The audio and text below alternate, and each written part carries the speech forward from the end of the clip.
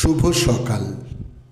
আজ 20শে ভাদ্র 1431, ইংরাজির 6ই সেপ্টেম্বর 2024। একজন ইংরেজ রসায়নবিদ, স্কুল শিক্ষক, আবহাওয়া বিজ্ঞানী ও পদার্থবিদ ছিলেন জন ডাল্টন।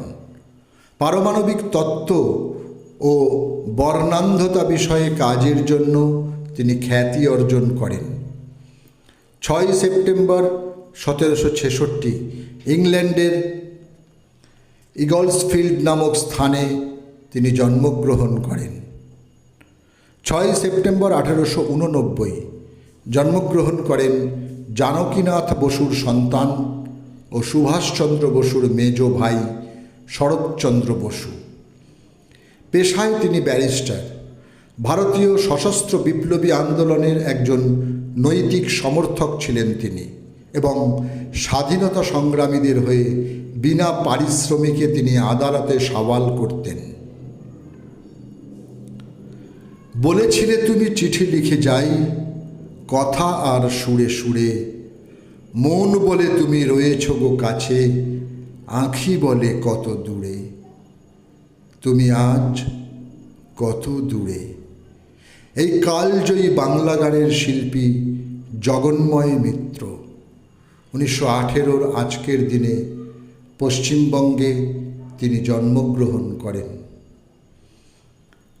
6 সেপ্টেম্বর 1920 কালীঘাটের 10/10 নেপাল ভট্টাচার্য স্ট্রিটে মামার বাড়িতে জন্মগ্রহণ করেন কথা সাহিত্যিক, কবি ও নাটককার শচীন্দ্রনাথ বন্দ্যোপাধ্যায়।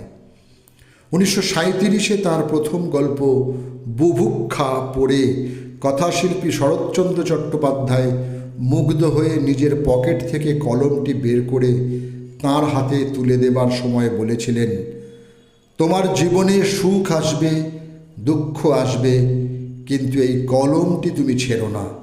মনে রেখো, এই কলমের জন্যই কিন্তু তুমি জন্মেছ।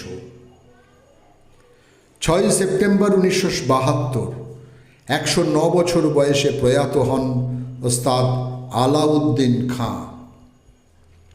সেতার, সানাই, সরোদ, বাঁশি ও রাগ সঙ্গীতে বিখ্যাত ঘরানার গুরু হিসেবে সমস্ত বিশ্বে তিনি প্রখ্যাত।